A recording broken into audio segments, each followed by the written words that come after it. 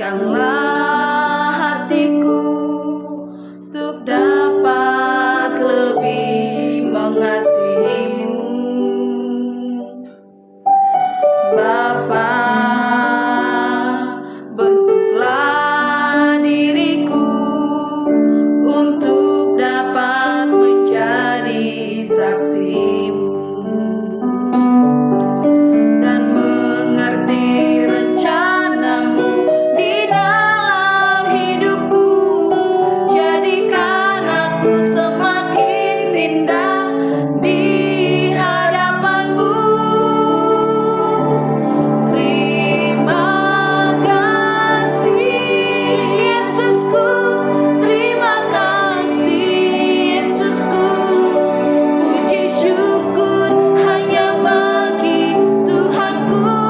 Terima kasih Yesusku, terima kasih Yesusku. Puji syukur hanya bagi Tuhanku.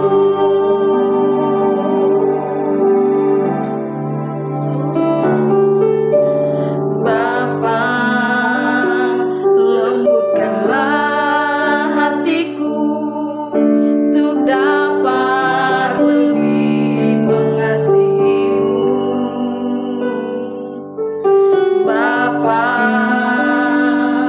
Bentuklah diriku untuk dapat menjadi saksimu dan mengerti rencanamu di dalam hidupku. Jadikan aku semakin indah di hadapanmu. Terima kasih Yesusku, terima kasih Yesusku. Puji syukur hanya bagi Tuhanku. Terima kasih Yesusku, terima kasih Yesusku. Puji syukur hanya bagi Tuhanku. Terima kasih, terima kasih Yesusku, terima kasih Yesusku. Puji syukur hanya bagi Tuhanku. Terima kasih Yesusku, terima kasih Yesusku. Puji syukur hanya bagi Tuhanku. Puji syukur hanya bagi Tuhanku.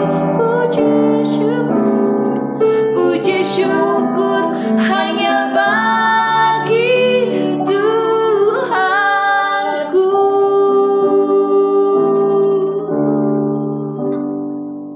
Segala pujian dan syukur hanya bagi-Mu ya Tuhan. Terima kasih, kami sungguh bersyukur oleh karena pemeliharaan Tuhan kami ada sampai hari ini. Oleh karena kasih karunia Tuhan yang terus menyertai kami boleh ada sampai hari ini. Kami tahu Engkau tidak pernah meninggalkan kami ya Tuhan, karena Engkau Allah Immanuel yang selalu beserta dengan kami. Terima kasih Tuhan Yesus. Saat ini kami memohon Tuhan, lembutkan hati kami di dalam menerima firman-Mu, sehingga firman itu boleh tertanam di dalam hati kami, dan itu boleh bertumbuh, berbuah di dalam nama Yesus. Terima kasih Bapa, dalam nama Yesus, haleluya, amin. Shalom Bapak Ibu Saudara yang kasih Tuhan, kita berjumpa lagi dalam perenungan intim dengan Allah. Pada hari ini, hari Kamis, tanggal 25 September 2025, kita akan mendengarkan dan merenungkan sebagian daripada firman Tuhan yang bertemakan memelihara hubungan. Pada perenungan hari ini yang berfokus dalam Roma 15 ayat 1-13. Dan pembacaan Alkitab kita dalam 1 tahun ini terdapat di dalam Mika pasal yang ke-1 sampai pasal yang ke-7. Saya harap Bapak Ibu Saudara-saudari dapat membacanya terlebih dahulu. Saya akan bacakan dalam Roma 15 ayat 5, demikian firman Tuhan. Semoga Allah yang adalah sumber ketekunan dan penghiburan, mengaruniakan kerukunan kepada kamu sesuai dengan kehendak Kristus Yesus. Saudara yang terkasih, banyak orang Kristen keliru memahami bahwa mereka harus menciptakan persatuan di dalam gereja. Padahal sebenarnya persatuan tubuh Kristus sudah diciptakan oleh Kristus sendiri melalui karya salibnya dalam Efesus 2 ayat 14-16. Tugas kita sebagai warga kerajaan Allah bukan menciptakan persatuan, melainkan memelihara dan merawat persatuan itu agar tetap hidup dan kuat. Inilah maksud Rasul Paulus dalam Roma 15 ayat 5, ketika ia berdoa agar jemaat diberikan hati yang sehati sepikir, supaya hidup mereka benar-benar mencerminkan kehidupan Kristus. Surat Roma adalah salah satu surat Paulus yang paling teologis dan sistematis. Setelah membahas doktrin keselamatan di pasal-pasal sebelumnya, di Roma pasal 12-16, Paulus menekankan aplikasi praktis kehidupan orang percaya. Khususnya dalam Roma 15, Paulus menasihati jemaat di Roma supaya kuat menanggung kelemahan saudara seiman, saling membangun, tidak hidup untuk menyenangkan diri sendiri, melainkan meneladani Kristus yang tidak mencari kesenangan diri, dalam ayat 1 sampai yang ketiga. Latar belakangnya adalah adanya keragaman jemaat di Roma, Yahudi dan non-Yahudi, yang bisa memunculkan gesekan dan perpecahan. Paulus menegaskan bahwa di dalam Kristus mereka sudah satu, maka mereka harus memelihara kesatuan itu, bukan menciptakan kesatuan baru. Mari kita kupas secara sederhana dalam Roma 15 ayat 5 yang khususnya berkata, sehati sepikir. Frasa sehati sepikir dalam bahasa Yunani yaitu tu autoporenein, berarti memiliki sikap yang serasi dan selaras. Paulus tidak meminta mereka seragam dalam semua pendapat kecil, tetapi bersatu dalam arahan hati, tujuan, dan kasih. Yang menjadi sumber persatuan itu adalah Allah sendiri. Disebut dalam ayat ini sebagai sumber ketekunan dan penghiburan. Artinya, hanya Roh Kudus yang memampukan kita menjaga persatuan dan saling menguatkan di tengah kelemahan masing-masing. Hidup baru dalam Kristus menuntut kita merawat relasi dengan saudara seiman, bukan dengan cara dunia, balas dendam, iri hati, atau menuntut hak, tetapi dengan semangat kasih dan kerendahan hati. Adanya keterkaitan cara hidup baru dengan memelihara hubungan. Hidup baru dalam Kristus tidak hanya soal menjadi benar di hadapan Allah, tetapi juga benar di hadapan sesama, yaitu saudara seiman di dalam tubuh Kristus. Dalam arti, Kristus sudah mempersatukan kita menjadi satu tubuh, dalam 1 Korintus 12 ayat 13.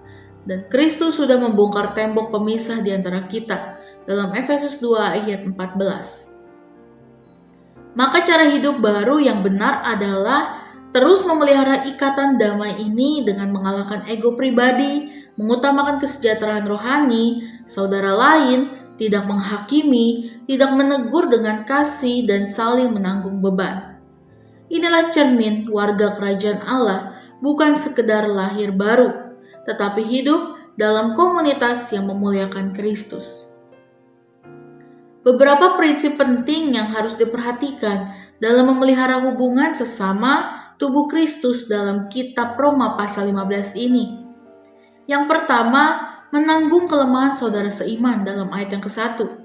Orang kuat menolong orang lemah, bukan memandang rendah. Lalu yang kedua, membangun, bukan menyakiti, dalam ayat yang kedua. Hidup dalam komunitas berarti memberi kontribusi positif, bukan menuntut diri dilayani. Lalu yang ketiga, meneladani Kristus dalam ayat yang ketiga. Kristus sendiri tidak mementingkan diri, tetapi berkorban demi kita. Lalu yang keempat, berpengharapan bersama. Dalam ayat 4 dan 13, firman Allah meneguhkan kita agar tetap sehati sepikir. Lalu yang kelima, memuliakan Allah bersama dalam ayat 6 dan 9. Kesatuan tubuh Kristus bukan hanya untuk kebaikan kita, tetapi supaya nama Allah dimuliakan. Refleksi kita pada hari ini, seringkali kita terjebak dalam usaha menciptakan kesatuan dengan cara dunia, seperti kompromi yang keliru, memaksa orang lain sepaham dalam semua hal kecil, dan memprioritaskan diri sendiri. Padahal Alkitab berkata, kesatuan sudah Kristus ciptakan di kayu salib. Tugas kita hanyalah memelihara dengan kasih, kesabaran, dan kerendahan hati. Jangan biarkan ego, kepahitan, atau kesombongan merusak hubungan dalam tubuh Kristus. Karena ketika hubungan dalam Kristus dirusak, nama Tuhan pun dirusak di mata dunia. Amin. Mari kita sama-sama berdoa. Bapa yang baik, terima kasih Tuhan Yesus untuk perenungan pada hari ini ya Bapa. Biarlah Tuhan firman ini merema di kehidupan kami ya Bapa. Bagaimana kami memelihara hubungan yang baik Tuhan kepada sesama-sesama kami, dalam komunitas kami, dalam gereja kami, dalam lingkungan pekerjaan, dan dimanapun kami berada ya Bapa. Biarlah Tuhan, jangan biarkan ego kami yang menguasai hati dan pikiran kami ya Bapa. Biarlah Engkau yang mengendalikan kehidupan kami, di setiap kehidupan kami ya Bapa. Terima kasih Tuhan Yesus, biarlah firman ini selalu menjadi rema bagi kami. Terima kasih Tuhan, dalam nama Tuhan Yesus, haleluya. Amin. Salam sejahtera bagi kita semua. Shalom.